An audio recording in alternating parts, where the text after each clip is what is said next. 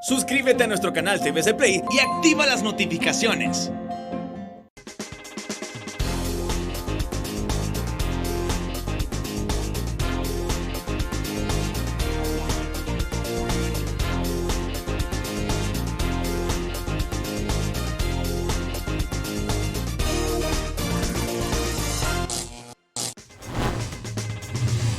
Bienvenido a Honduras, a nuestra cita dominical a través de la pantalla líder de Televicentro. ¿Cuáles son las repercusiones económicas de la pandemia? ¿Qué encontraremos cuando abramos las puertas completamente del aparato económico del país después de la parálisis de todos estos meses del año 2020? Vamos a acercarnos hoy en un diálogo interesante e ilustrativo a encontrar respuestas a estas inquietudes. Tenemos una conexión este domingo que mucho celebramos y mucho agradecemos, por supuesto, con un prestigiado profesional de la economía, maestro universitario a nivel de posgrado en la Universidad Nacional Autónoma de Honduras y en la Universidad Tecnológica Centroamericana UNITEC. El economista don Claudio Salgado nos hace el favor de atender nuestra conexión. Muchas gracias, señor Salgado. Bienvenido al programa Vanegas. Muchas gracias a usted, don Ángel, por su invitación. Le propongo que conversemos y le propongo que me permita, con este lápiz, encontrar algo en este lienzo al final de nuestra conversación. ¿Qué le parece? No, sería de mucho agrado, don Ángel. Voy a elaborar una caricatura en su honor. Mientras estamos conversando, yo en algún momento agacharé mi mirada a este lienzo para poder elaborarle un dibujo. ¿Tiene usted alguna conexión, alguna condición que establecer en este momento para que no se deteriorara nuestra amistad al término del dibujo? Ninguna, don Ángel. Siempre quise tener una caricatura suya. ¿Nos atenemos entonces a las consecuencias? No tengo por qué, no tengo ningún tipo de escrúpulo. Lo hablado y lo entendido, entonces. Sí, adelante, dele. Voy a elaborar una caricatura aquí mientras conversamos, señor Salgado. ¿Qué repercusiones? Lo primero que se me ocurrió al inicio del programa, porque me parece la pregunta en la mente y en el corazón de todos los seres humanos. Hoy que hemos pasado por momentos oscuros para la sociedad mundial, ¿qué repercusiones económicas tendrá la pandemia del COVID-19 en términos globales, don Claudio? Mire, todavía no hemos visto todavía los efectos de esta pandemia. Estamos en plena pandemia. No hemos salido de ella. Y algunos señalan de que la pandemia se va a terminar dentro de 2 años. En consecuencia, pues, en el caso de Honduras, todavía estamos en la curva de contagios ascendente. Todavía no hay viso de que aquí estemos ya en una meseta o que estemos decayendo. Los efectos serán, sobre todo sociales, serán muy drásticos. Mire, aquí se señala de que la economía hondureña va a decaer entre menos 8% para este año. Y algunos presagian de que el próximo año también vamos a decaer, pero no tanto en ese porcentaje. ¿Qué significa esto para la población? Esto significa mayor desempleo, mayor pobreza, menor inversión y obviamente lo que vamos a tener una mayor desigualdad social y eso va a ser muy perjudicial. Ahora, hay que señalar de que esto no es todo es producto de la pandemia. Antes de la pandemia ya veníamos con esta desaceleración económica donde veníamos con un crecimiento que venía cada vez mucho menor.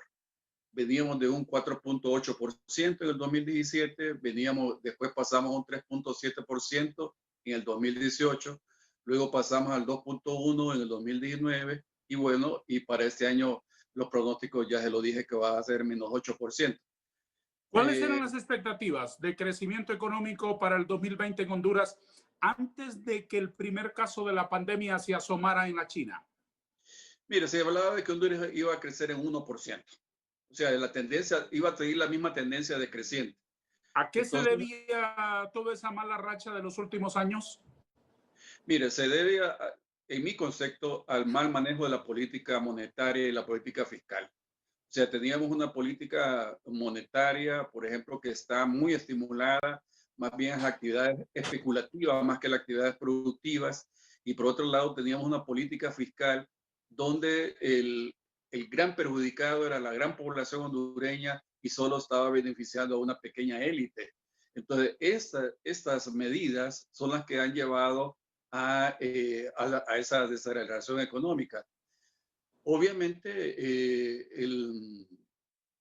si se hubieran hecho otras cosas distintas, de que, por ejemplo, no reducir el gasto en salud, en educación, nosotros hubiéramos enfrentado la pandemia con mejor éxito. Pero desde el 2010 para acá hemos tenido de que todo aquello que nosotros le llamamos un elemento de un estado de bienestar han ido disminuyendo y el más perjudicado acá ha sido el trabajador. Se eliminó, por ejemplo, algunos beneficios y se redujeron salarios. Y lo más perjudicial, don Darío, es esa flexibilidad laboral que hay, ese trabajo por hora. Eso prácticamente a usted le quitan todos los derechos. Usted va a trabajar solamente por un salario por hora, sin ningún tipo de beneficio, ni derecho al seguro social, ni derecho a un 14º mes, ni a un aguinaldo, por ejemplo. Don Claudio, lo que nos han dicho es completamente distinto a lo que usted ha planteado, por lo menos desde los estamentos oficiales. Nos dijeron a finales del año anterior, en la liquidación del presupuesto del 2019, que todo iba, por decirlo en términos muy sencillos, miel sobre hojuelas. Y ahora nos dicen que todas las causas de nuestro problema económico es la pandemia del COVID-19. Lo que usted está diciendo es distinto. ¿El gobierno nos miente? Sí, mire, la economía es la madre de la ciencia social y por lo tanto no se puede desvincular cualquier resultado económico de los resultados sociales. Usted, como toda política, lo que busca la economía es el máximo bienestar para la población. ¿Y eso cómo se va a ver reflejado? En cómo se mejora el empleo, cómo se mejora los niveles de iniquidad que hay en nuestro país, cómo se mejora el ingreso de la población. Y si nosotros vemos todos esos indicadores, ahí contrastan con lo que dice el punto de vista gubernamental. O sea, pues que la realidad supera más que al discurso de las autoridades gubernamentales. Profesor Salgado, ¿cuáles son las manifestaciones más siniestras de los efectos económicos de la pandemia del COVID-19 a su juicio? Mire, la realidad está demostrando, por ejemplo, que hay un alto nivel de desempleo. La CEPAL, por ejemplo, está hablando que en la región de América Latina el número de pobres va a pasar de 185 millones a 245 millones de personas en la región. En Honduras estamos hablando que antes de la pandemia existía alrededor de un 60% de la población que tenía problemas de pobreza.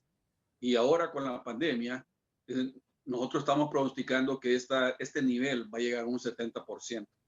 Es decir, que el número de pobres se va a incrementar. Estamos hablando de alrededor de 7 millones de hondureños que van a entrar a este nivel. Igualmente, el número de desempleados antes de la pandemia, el porcentaje de la población económicamente activa que tenía problemas de empleo andaba alrededor de un 60%. Y ahora, a raíz de la pandemia, estamos esperando de que el número de trabajadores sin trabajo, bueno, sin alguna actividad, va a ser alrededor de 500,000 nuevos hondureños. Estamos hablando de que va a haber una población de alrededor de 3.5 millones de hondureños de la población económicamente activa que no va a poder encontrar una actividad remunerativa.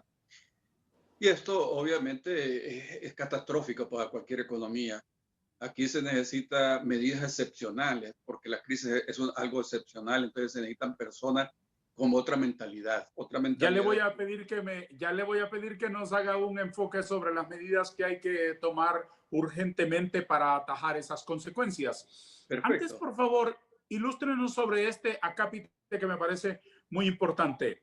Ya se destruyó en materia económica, empleo, empresas, etcétera, todo lo que se iba a destruir, o porque la pandemia no ha concluido o no ha llegado a descender en la magnitud de los contagios, todavía no se puede hacer una fotografía exacta del daño económico.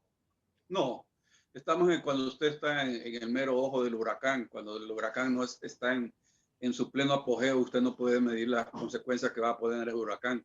Usted lo va a medir hasta cuando ya se convierta, otra vez se degrade y se convierta en tormenta tropical y luego se degrade totalmente. Entonces lo mismo va a ocurrir con la pandemia. En este momento estamos en todo su apogeo. Entonces, no puedo decirle cuáles van a ser los efectos, pero ya desde ahora se nota de que van a ser muy catastróficos, incluso que van a superar ese pronóstico que tiene el Banco Central de que vamos a decrecer en menos 8%, puede quedarse muy corto y podemos llegar a menos un 15%, por ejemplo, lo cual sería profundamente dañino, un sufrimiento para la población muy grande, muy grande. Menos 15% me está diciendo. Y así es, don Darío. Mire, todavía no hemos visto los efectos. La gente cree que con mayor apertura eso significa mayor reactivación. No, la reactivación va a ser lenta, muy lenta, y va a depender de las políticas públicas que se tomen. Entonces, a esos niveles tan escalofriantes, tan espeluznantes, del menos 15%, es decir, un crecimiento, por así decirlo, de nuestra economía de 15 puntos bajo cero. sí. A esos niveles, en algún momento de nuestra historia habíamos llegado. En algún año, ¿recuerda usted que nuestra generación pasó por ese túnel tan oscuro? No, no hay registro histórico de eso. O sea, las cuentas nacionales en Honduras se comenzaron a llevar a partir de 1950, ya en forma oficial, y no tenemos ninguna ni por el huracán Fifi, ni por el huracán Mish, ni por el golpe de Estado, ni por la caída del precio del café, ni por la subida. ¿Cuál fue lo más grave que registramos antes, doctor? Lo más grave ha sido con el caso del golpe de Estado. Para tener un punto de comparación, digamos, ¿en cuánto llegaron a estar nuestros números económicos en aquel momento? Decaímos en menos 2.4. Menos 2.4 con el golpe de Estado, y con el huracán Mitch decaímos en menos 2.2. O sea, era gravísimo, ahora, pero nada comparable a esta barbaridad que usted no, nada comparable está con comentando ahora. No, es que, mire, ¿Cómo se manifiesta en la vida de una sociedad unos números así de catastróficos? ¿Cómo se nota? ¿Cómo se ve? ¿Qué se deprime? ¿Por dónde están las manifestaciones más graves de un decrecimiento de 15 puntos? Mira, eso los economistas le llamamos una recesión económica. Y una recesión económica es cuando la producción cae por 2 trimestres consecutivos, y Honduras ya lo tiene. Y ahora, pero a estos niveles que tiene Honduras, y podemos decir de que ya es una mega recesión. Esa es la principal manifestación para decir nosotros de que estamos en una crisis que va a necesitar un esfuerzo extraordinario para poderla superar. No tengo ninguna duda de eso. ¿Qué falta? Mire, falta un gobierno que realmente piense distinto a lo que se ha venido haciendo en los últimos 10 años. Si lo queremos ver ya la causa fundamental, es porque Honduras ha profundizado en el modelo neoliberal, lo que los economistas le llamamos eso. Ese modelo neoliberal conlleva a desmantelar todo aquello que suena a Estado. Nos han convencido de que el Estado es mal administrador, y entonces que por lo tanto hay que desmantelarlo y hay que privatizar todo, incluyendo los derechos humanos. También, entonces, el neoliberalismo como tal es un modelo, que más que económico es ideológico, porque tiende a favorecer a una élite y en detrimento de la gran mayoría de la población. Aquí es sálvese quien pueda.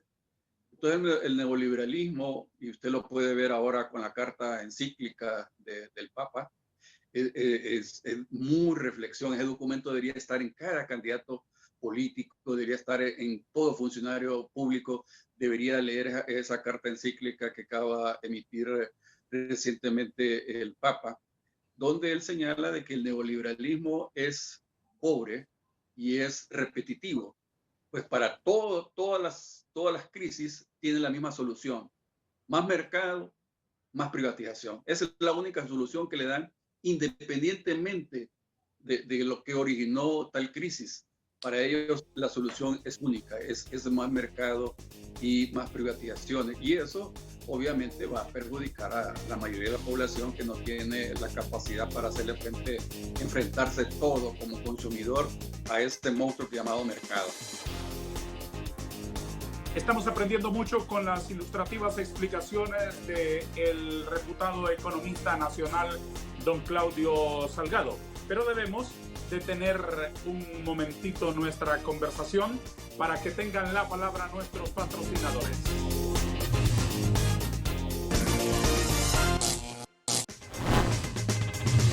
Estoy borrando los rescoldos del grafito porque ya he avanzado bastante en el proceso de pintar el dibujo con el que lo honraremos este domingo, doctor Salgado. Muchas gracias. Voy a agregarle un poco de color. Lo más importante será su opinión al final del programa. Voy a ver cómo se la pongo en sus manos. Y obviamente también la opinión que tengan en su casa sobre esta forma de verlo. Está bien, va a ser un gusto. Muy bien, muy bien. Doctor Salgado, ¿cuáles son las medidas económicas que debe tomar el gobierno? Ya usted nos ha hecho una especie de radiografía, por usar una analogía, de la situación económica global y particularmente en nuestro país. Y estamos claros que no lo hemos visto todo, que mientras la pandemia no baje, mientras no desaparezca esta impresionante cantidad de contagios y podamos retomar de nuevo la realidad, que no la normalidad, la realidad nuestra de antes del 2020, no podemos establecer un examen exacto con precisión numérica sobre el daño económico. Pero sí puede usted decirnos cuáles son en este momento las medidas económicas que se deberían tomar como si el gobierno estuviese con la economía en una sala de emergencias. Mire, aquí las soluciones, o mejor dicho, las alternativas pueden ser varias, don Darío, pero va a haber la voluntad política que tenga el gobierno en implementarlas. Hay medidas que son muy fuertes porque hay que enfrentarse al poder económico, y hay unas medidas que no son tan fuertes. ¿A qué se refiere con las primeras? Mire, hay una medida, por ejemplo, crear un impuesto a la riqueza, no al impuesto sobre la renta, sino no es posible que personas naturales hayan acumulado una riqueza de 30,000 millones de dólares. Tenemos el caso de Bill Gates, tenemos el caso de Buffett, tenemos el caso de Slim. ¿Para qué tanto acumular? Y eso se han aprovechado del modelo neoliberal. Entonces, en otros países lo que se está hablando es de un impuesto a la riqueza acumulada. Y, por ejemplo, castigarlos al momento de heredar, que el Estado se quede con un porcentaje de esa riqueza acumulada. Esto no es nada nuevo, don Darío. Esto ya en los años 30, en 1930, cuando se dio la Gran Depresión, ese impuesto se estableció y llegó al 95% del impuesto sobre la riqueza. Entonces, ¿por qué? Porque el Estado necesitaba reactivar la economía y entonces necesitaba ingresos. Y entonces ahí se impuso esa medida estatal. Y además de eso, no debe asustarnos. Aquí en Honduras tenemos de que la carga tributaria anda alrededor de un 17-18% del Producto Interno Bruto. Para que aquellos que no entienden qué es carga tributaria, es dividir los impuestos entre el Producto Interno Bruto para ver cuánto representa. Pero si nosotros nos comparamos con Centroamérica, es cierto, somos uno de los mayores. Pero si nos comparamos con Latinoamérica, somos uno de los menores. En Latinoamérica, en América del Sur, por ejemplo, el impuesto sobre la renta anda alrededor de un de un 30%. Ahora, usted lo ve en el caso de los países desarrollados, anda alrededor de un 40%, 40-50% en el caso de Estados Unidos, por ejemplo. Y si usted va más allá y va a los países nórdicos, Noruega, Suecia, que han enfrentado con mejor resultado la pandemia, el impuesto sobre la renta anda alrededor de un 60%. Entonces no hay que temerle a ese impuesto. Ahora, lo que sí tal vez uno pediría es que ese gobierno que llegue a manejar esos ingresos tenga que ser limpio, transparente. Absolutamente, sí, porque si no en nada estamos. Sí, no, en nada estamos, pues estamos dándole dinero a corruptos, pues entonces ahí tiene que funcionar nuestro sistema judicial plenamente independiente, no estar subyugado a ningún poder ni a ningún otro poder, ¿verdad? Entonces ahí sí va a funcionar y que la gente vea que ese dinero que está cediendo de su riqueza se le está utilizando plenamente en mejor Más allá educación. de eso, don Claudio, más allá de eso, ¿cómo debería de estructurarse una política económica completa? Más allá de los tributos, en la parte monetaria, en la parte del control del gasto, en la parte de la estructuración de un presupuesto general de ingresos y egresos de la República que se convierta en un instrumento de desarrollo. ¿Cuáles diría usted, así como si fuese nuestro auditorio, sus alumnos en su cátedra, explicándonos con manzanitas para poder captarlo todos? ¿Cuáles serían los puntos más importantes de una política económica obligada a plantearse para enfrentar los efectos desastrosos de la pandemia? Mire, voy a ver si entendí su pregunta, pero toda política económica y social busca el mayor beneficio para la población. Entonces, el ser humano debe estar por encima de la economía. La economía debe servir al ser humano y no al contrario. La economía que el ser humano esté sirviendo a la economía. Entonces, con ese objetivo claro de que usted privilegia la vida y no el capital, entonces ahí puede arrancar el resto de medidas y de acciones que usted puede formular en un plan de desarrollo de un país.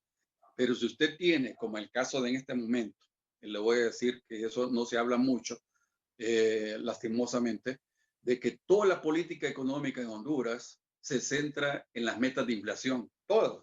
Y eso no se habla, no se dice. Toda la política fiscal, toda la política monetaria, toda la política social está centrado en que se obtenga la menor inflación. Pero el costo, ¿cuál es? Mire, en economía hay una relación demostrada entre desempleo e inflación, una relación inversa. Entre más desempleo, menor inflación. O sea que el pueblo hondureño ha tenido que pagar un alto costo por mantener una inflación baja y estable a lo largo de los últimos años. Y ese costo ha sido un alto nivel de desempleo. Y entonces significa que para continuar con esa inflación baja, se necesita mantener ese alto nivel de desempleo. Y eso no se habla, no se comenta, pues. ¿Cómo usted va a tener como eje central de su política económica y social una meta macroeconómica? No puede ser. ¿Por qué no cambia esa meta macroeconómica, como es la tasa de inflación? ¿Por qué no la pasa mejor en reducir la pobreza de un 70 a un 50%? ¿Por qué no se fija usted de que reducir el problema de empleo de un 70%, de reducirlo tal vez a un 40%? ¿Por qué usted nos señala de que ahora la desnutrición infantil se va a reducir a la mitad de lo que está actualmente? Entonces es así, ahí centra usted toda la política económica en una variable social, en una variable de desarrollo humano y no simplemente una variable macroeconómica. Si no ve usted lo que hace Banco Central cada vez que retira dinero de la economía, cada vez que absorbe, cada vez que vende bonos, cada vez que vende letras y que absorbe liquidez de la economía, lo que está haciendo es cortando fuentes de empleo. Y eso no puede continuar. No puede continuar. ¿Y esos bonos quién los gana? ¿Quién los adquiere? Los banqueros. Entonces los banqueros están dedicados más a comprar esos bonos que les son altamente rentables porque el gobierno les paga alrededor del 9% por esa tenencia de esos bonos que tenerlo para efectos productivos, por ejemplo. Ellos no, esa no es la intermediación financiera. La intermediación financiera es que los bancos financien aquellas inversiones productivas. Mire, parte de mi tesis doctoral se centró fundamentalmente en que elevar a rango constitucional la actividad crediticia para que los bancos, disuadir a los bancos de que no continúen con esa actividad especulativa, porque eso es lo que genera crisis. La crisis del 2008, 2009 fue producto de eso. Y ahora con la pandemia se está desarrollando más la actividad especulativa. Pues no podemos continuar con eso. En fin, pues, reitero de que lo doctoral es que usted tenga en mente cuál es el objetivo fundamental de su economía. Si usted no tiene claro eso como gobierno, no tiene nada, no tienen visión, pues. Mire, yo soy de los que afirman de que un político que no sabe de economía no es político. Un economista que no sabe de política no es economista. Entonces, para mí, todo político debe saber economía. No, es la madre de la ciencia social. Bueno, obviamente es mi carrera, pero para mí todo el mundo debería saber de economía. Licenciado Salgado, ¿qué sabe usted de las decisiones de los organismos internacionales de crédito para aliviar la deuda de estos países, particularmente post pandemia? Mire, hay una iniciativa del Banco Mundial y del Grupo G20 para suspender los pagos que tienen que hacer nuestros países en el caso de la deuda externa. Otros le llaman moratoria. Sí. Pero esta iniciativa solo está diciendo para los países más pobres. Habría que definir cuáles son los países más pobres. Porque si se dice ya en forma más clara que aquellos países pobres son aquellos que tienen un ingreso bajo, Honduras no sería parte de esta iniciativa. Honduras tiene un ingreso medio bajo. Los países que tienen ingreso bajo son los africanos, fundamentalmente. Entonces Honduras no se beneficiaría con este tipo de iniciativa. Pero supongamos que esta iniciativa se extendiese para los países de bajo ingreso, de ingreso medio. Honduras tiene un ingreso per cápita de $2.500 más o menos al año. O sea que en promedio toda persona en Honduras gana devenga $2.500 al año. Entonces ya Honduras con eso, hay países que están por debajo de ese ingreso per cápita. Entonces, pues, pero bueno, asumamos de que Honduras forma parte de esta iniciativa del Banco Mundial y del G20. La deuda que tiene Honduras con el Banco Mundial solo es de $1.000 millones. La deuda externa de Honduras anda alrededor de unos 10.000 millones de lempiras, de dólares, perdón, 10.000 millones de dólares. Entonces el beneficio sería muy marginal, sería muy poco, puesto de que había que ver qué es lo que entiende por moratoria, suspensión de pagos el Banco Mundial, porque la suspensión podría ser solo el pago de intereses, podría ser determinados préstamos, puede ser los préstamos más antiguos, en fin, puede ser solo el flujo de efectivo, puede ser que haya un corte, decir, bueno, todos aquellos pagos que usted tenía que efectuar hasta marzo de este año también. Entonces hay muchas ambigüedades que habría que definir qué es lo que está interpretando en esta iniciativa. ¿Y qué otros factores se toman en cuenta en los organismos internacionales? Porque usted me está diciendo el nivel de ingreso, por ejemplo. Otro referente podría ser el nivel de la deuda, el tipo de deuda que tiene cada uno de sus países. Pero siempre sobrevuela entre nosotros una inquietud. ¿Toman en cuenta los niveles de corrupción de los países para abrigarlos con estos beneficios? Claro que sí. O sea, mire, ahora, lo primero es que primero se dice que el primer elemento fundamental es este no es un proceso rápido, Ángel Darío. Claro. Es un proceso muy lento, ¿verdad? Y en primer lugar, Honduras tiene un ingreso per cápita medio bajo, pero ahora vamos a medir otras condiciones. Vamos a medir si Honduras tiene un plan donde va a utilizar esa moratoria, tiene que Exacto. diseñarlo, porque no le voy a decir, no le voy a dar la moratoria y que usted quede a su libre Como un cheque en albedrío. blanco, sin saber cuál es el plan de inversión. Exacto. Entonces usted tiene que presentar un plan. Además de eso, yo miro otras cosas. La libertad de expresión en un país. Miro el proceso democrático que hay en un país. Hay elecciones libres, hay procesos libres. Si el gobierno es producto de unas elecciones libres, si hay un Estado de Derecho, si hay gobernanza, si hay independencia de poderes. Bueno, en fin, hay tantos indicadores, que, así como lo señala la cuenta del milenio, por ejemplo, que se dan distintos indicadores y que tienen un porcentaje para obtener una nota final, ¿verdad? Creo que si Entonces, esas son las materias que nos van a evaluar, no tenemos muchas razones para estar tan optimistas. sí, yo coincido con usted. No tenemos bien vergüenza, no debería dar, porque ayer el reporte que salió ayer que hizo el CAP y el CLAPSO, creo que se llama, elaboró de que Honduras es el segundo país más corrupto de Latinoamérica.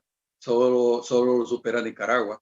Entonces, con ese indicador, ¿qué Honduras, con qué vamos a ir al extranjero a decirle, mire, denos más fondos, perdónenos, porque no, nos van a decir, no, ustedes lo van a robar. Ustedes no tienen un sistema judicial independiente y lo más grave de la corrupción es la impunidad que existe en su país.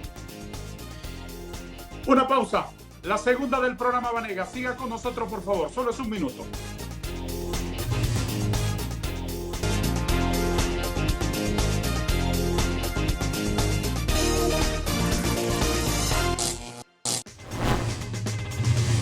Profesor, ¿qué son los bonos soberanos?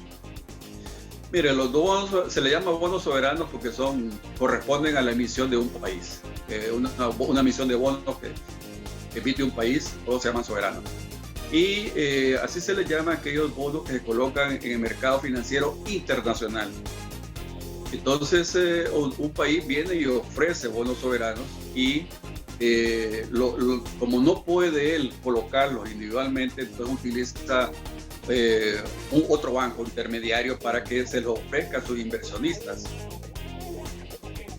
Bueno, un inversionista privado no es ningún organismo internacional multilateral.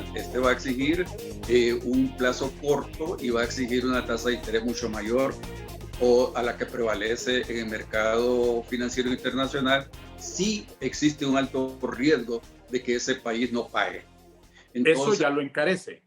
Ya lo encarece, claro, lo encarece el intermediario, lo encarece el banco porque va a cobrar con comisión y luego lo encarece las condiciones que pide el inversionista. Muchos países utilizan estos bonos soberanos para desarrollo productivo, para promover un desarrollo humano, pero en Honduras se está utilizando para gasto corriente. Es la peor inversión que hay, utilizar una deuda tan cara para cubrir gastos corrientes, por ejemplo, para cubrir las deudas que se tienen con los generadores de energía, para cubrir todas las prestaciones de los exfuncionarios de la que era la DEI, por ejemplo, o pagarle las prestaciones a los de la ENE.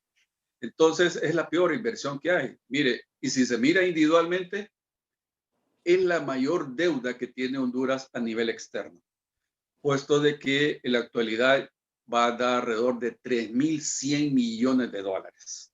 Ni con el BID tenemos esa cantidad, porque con el BID andamos alrededor de 2.500 millones, ni con el Banco Mundial, porque con el Banco Mundial andamos alrededor de 1.000 millones de dólares, y ni con el BESIE, que andamos alrededor de 1.500 millones de dólares. Entonces, nuestra mayor deuda individual a nivel externo son los bonos soberanos. Y pareciera que eso ha sido lo típico de este gobierno, y el problema va a ser para el próximo gobierno en vista de que los pagos de estos préstamos, de estos colocación de bonos, se van a efectuar del 2022 en hacia adelante. Entonces, antes de llegar a esa medida tan extrema que usted nos explica, es la forma más cara de endeudarse y es complicar más e hipotecar más el futuro. ¿Qué otras opciones tenemos antes de llegar a ese extremo? Mire, opciones podría ser de buscar los préstamos concesionales, fundamentalmente con organismos internacionales, puesto de que estos son a 30 años plazo y la tasa de interés anda alrededor del 2%. O también se pueden utilizar aquí fuentes internas. Se habla, por ejemplo, de que tenemos alrededor de casi ya 8.000 millones de dólares en reservas internacionales, y cuando lo que exigen los organismos internacionales son el equivalente más o menos a 3.500 millones de dólares. Que corresponde a unos 3 meses de importaciones, más o menos. Correcto, más o menos. Sí, para Honduras sí corresponde a eso. Sí, Entonces, en Honduras. Entonces, claro, podemos utilizar esas reservas internacionales en este caso para hacer una triangulación de tal forma de que se le preste al gobierno para que el gobierno pueda cubrir su déficit que tienen los ingresos. ¿Usted Igualmente, participa de la idea de echar mano de las reservas internacionales? claro, es una opción, claro, porque eso me inhibe a mí de contraer nuevos endeudamientos externos. ¿Bajo qué condiciones debería de tocarse ese dinerito? En primer lugar, que el gobierno diga en qué lo va a utilizar. O sea, que realmente se fije, se presente el presupuesto y ahí claramente se destine qué RUR se va a cubrir con ese endeudamiento que se va a contraer a través de las reservas internacionales. Porque esas reservas internacionales en determinado momento tienen que retornar al Banco Central. Lo otro Claro. también, otra opción podría ser utilizar, el Banco Central está autorizado para prestarle al gobierno cuando tenga problemas de iliquidez por problemas estacionales en la captación de impuestos. Entonces también le puede prestar el 30% de la recaudación del año anterior. Entonces el gobierno puede hacer uso también de ese recurso. Lo otro también es, bueno, sé que resulta caro, pero también buscar, tratar de que la banca nos preste con recursos más baratos todavía, puesto de que si está bajando la inflación, tiene que bajar necesariamente la tasa de interés. Si no, la banca va a tener ingresos o ganancias muy fuertes, muy fuertes. Pero eso depende de que lo estimule el Congreso, el gobierno, a través del encaje, ¿no? Podría ser, porque podría decirle, mire, todos aquellos que le presten al gobierno o que presten para la actividad productiva tendrían un requerimiento de encaje menor que aquellos que se están dedicando a actividades puramente Sí, es especulativas. decir, decisiones del que manda para que por interpósita mano lleguen los beneficios a sí mismo. Claro, claro. Es decir, hay una serie de usted, cuando usted está en una crisis, Ángel Darío, usted puede tener que hacer uso de todo el instrumental monetario que tenga a la mano y hacer el mejor uso de ello. Y entonces, claro, los requerimientos de encaje es uno de ellos, aunque a los organismos internacionales no les gusta de que los gobiernos utilicen los requerimientos de encaje como parte de la política monetaria, sino que ellos Sí. les dicen, mire, sigan colocando bonos y retirando bonos, lo que nosotros le llamamos las operaciones de mercado abierto. O Entonces, cosas peores, como incrementen sus ingresos vía impuestos. También, y ahí el problema ahí es que Honduras, por captar inversiones, o mejor dicho, todo Centroamérica, por captar inversiones, ha rechazado el grabar aquellas actividades que pueden generar más impuestos a través de las exoneraciones fiscales. Miren, las exoneraciones fiscales en Honduras, un dato muy preliminar, señala que el gobierno no deja de percibir por ello alrededor de 42.000 millones de lempiras. Y nadie le da seguimiento si esas exoneraciones son bien utilizadas. Entonces, ahí quienes están, todas a la par de la concesión va la exoneración. Entonces, usted está prácticamente cortando aquella fuente de captación de recursos para el Estado. Y entonces graba lo más, bueno, tal vez lo menos difícil, usted eleva el impuesto sobre la renta en vez de revisar todas las exoneraciones fiscales. Y eso los organismos internacionales no dicen nada, pues, no dicen nada o lo dicen, hay que revisar las exoneraciones fiscales, pero aquí el gobierno se hace de la vista loca cuando está eso en la carta de intenciones. Ahora, señor Salgado, entre las muchas demandas, los muchos desafíos que tiene el gobierno frente a un aparato económico, el aparato productivo, más bien dicho, deteriorado completamente, habrá que establecer prioridades porque no ajustará para extender una sábana que nos cobije a todos, por usar una metáfora nada más. ¿A cuál sector de la economía diría usted que se debería de acompañar, que se debería de auxiliar de manera más urgente, si cabe? Salud y educación. Si cualquier crecimiento económico, Ángel Darío, mire, tiene que pasar por salud y educación. La educación, si un país quiere crecer, necesita una educación de calidad, necesita ahorro y necesita una calidad de Estado. Si no tiene las tres condiciones básicas, usted no va a crecer. Entonces, si usted no tiene un pueblo sano también no le va a producir toda su capacidad, pues. Entonces necesita invertir en otros sectores, salud y educación.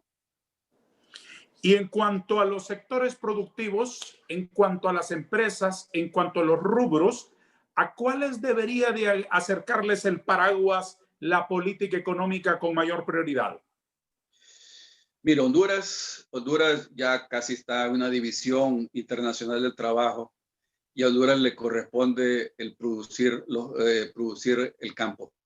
Entonces, yo creo que debemos de incentivar la producción agrícola. Y además de que también todo el empleo que se genera, pero tecnificarla también. Hay que volvernos a tecnificar esa producción agrícola. Lo otro es la construcción. Promover el sector de construcción. Vemos nosotros que nuestra mano de obra ahí se centra también. Y si lo vemos por el lado del comercio y la industria, pues yo se diría que es la pequeña y la mediana empresa, esa y el micro también son los que deben de apoyar, puesto de que ellos son los que absorben el 70% del empleo en Honduras. No es el sector formal, es el sector informal el que genera el mayor empleo en Honduras. Entonces esa es nuestra realidad y hay que incentivarlo. Señor Salgado, al principio del programa usted nos dijo que lo que está ocurriendo ahora no es una reactivación económica. Volver al trabajo, ir de nuevo retomando las actividades productivas no es necesariamente reactivar la economía, pero debe haber una ruta planteada para volver al trabajo y volver a encender los motores económicos y no esperar a que termine el último caso de contagio del coronavirus. En ese sentido, quiero preguntarle lo siguiente. ¿Cómo se equilibra, señor Salgado, salud y economía? Bueno, deben ir a la par. Mire, en todos los países, el último recién ayer, Panamá aperturó mucho más la economía. Hoteles, todo lo que aquí tenemos restringido, allá lo reactivaron, allá le dieron apertura, pero solo pueden funcionar al 50%. Y deben de tener las medidas de bioseguridad para poder operar. Igualmente en Guatemala se abren los conciertos, se abren los cines, pero usted solo puede tiene que tener 10 metros cuadrados de distancia entre cada cliente que llegue a estos establecimientos. Entonces, esas son las formas de utilizarlo. Ahora, pero hay que estar claro que ahora el empresario se va a enfrentar a un consumidor que tiene menos ingresos. Ya no va a tener aquel consumidor antes de la pandemia. Ahora va a tener un consumidor de repente más temeroso de contagio y con menor poder adquisitivo. ¿Qué se debe hacer con el presupuesto? ¿Cómo puede convertir Honduras al presupuesto general de ingresos y egresos de la República en un instrumento de desarrollo? Le dejo planteada la inquietud para que nos formule sus reflexiones después de una pausa, si le parece, doctor. Con mucho gusto. Vamos a detener el programa Vanegas por última vez este domingo. Siga con nosotros, por favor.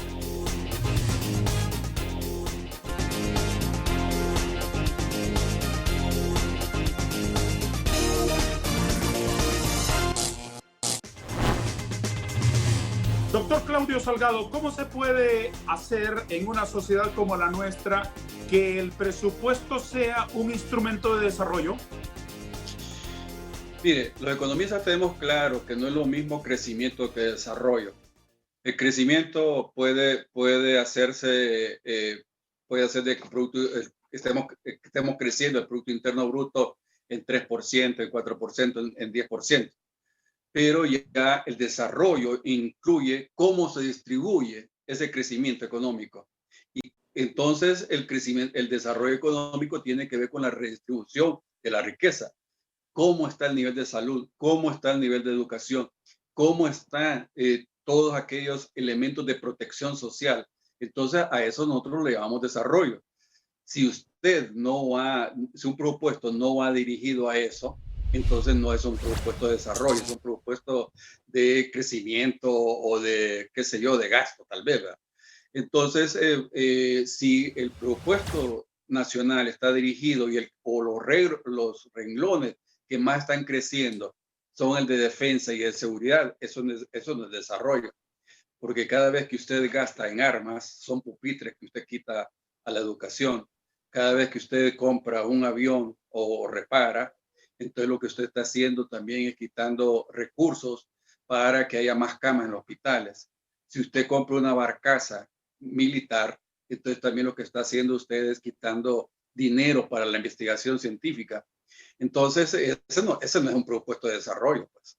Entonces, el presupuesto de desarrollo es aquel que privilegia al ser humano como tal y que se enfoca en desarrollar aquellas condiciones para que ese ser humano pueda competir o introducirse o estar incluido dentro de la sociedad. Estoy de acuerdo con usted. Ahora, ¿cuál debe ser la contribución de la sociedad para que el presupuesto no sea lo que ahora tenemos? Un instrumento que pasa por burócratas para el Congreso, que el Congreso aprueba sin mayor discusión y la sociedad no reacciona, los economistas no reaccionan, los empresarios no reaccionan, los que financiamos ese presupuesto como contribuyentes no reaccionamos.